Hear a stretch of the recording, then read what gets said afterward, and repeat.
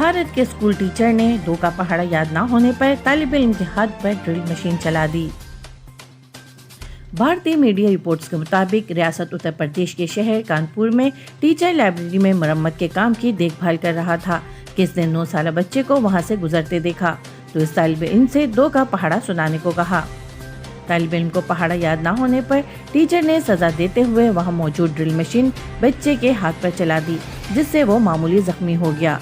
Reports के मुताबिक करीब में मौजूद क्लास के बच्चों ने फौरन वहां आकर ड्रिल मशीन की तार इलेक्ट्रिक बोर्ड से निकाल दी। रिपोर्ट्स के मुताबिक बच्चे के जख्मी होने पर उसे स्कूल में ही तिब्बी इमदाद दी गई।